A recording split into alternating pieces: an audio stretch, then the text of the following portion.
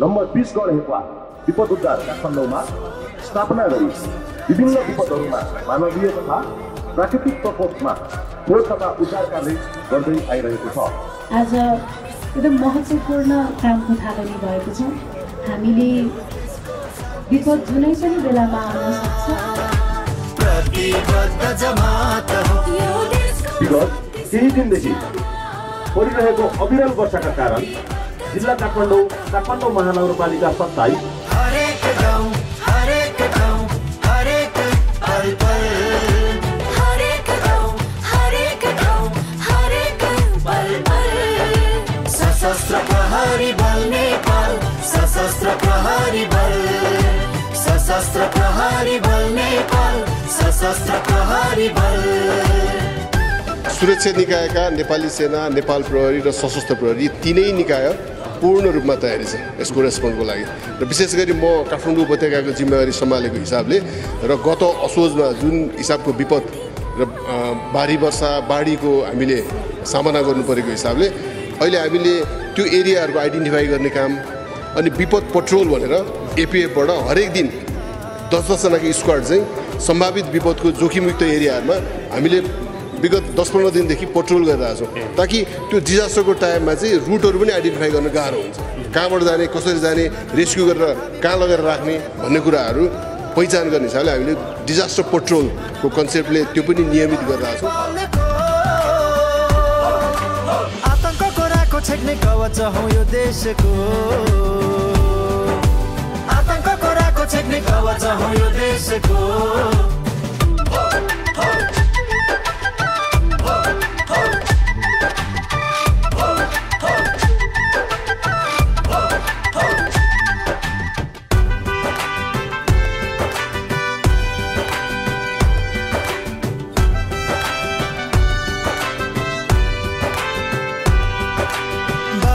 पहिरो भूकम्पमा जनता सँगै छौँ हामी बाढी पहिरो भूकम्पमा जनता सँगै छौँ हामी राहत उद्धार सुरक्षामा दम तयार छौँ हामी देशभक्ति मनभरि स्वाभिमान छ उचाइमा देशभक्ति मनभरि स्वाभिमान छ उचाइमा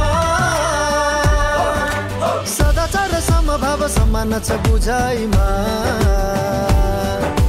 सदाचार र समभाव सम्मान छ बुझाइमा हामी शान्तिको स्रोत हौ हामी सुरक्षाको ओत हौ यो देशको शान्ति सुरक्षामा प्रतिबद्ध जमात हौ यो देशको शान्ति सुरक्षामा प्रतिबद्ध जमात हौ हरेक गाउँ हरेक ठाउँ हरेक पल पल हरेक गाउँ हरेक ठाउँ हरेक पल पल सशस्त्र प्रहरी बल नेपाल सशस्त्र प्रहरी बल सशस्त्र प्रहरी बल नेपाल सशस्त्र प्रहरी बल।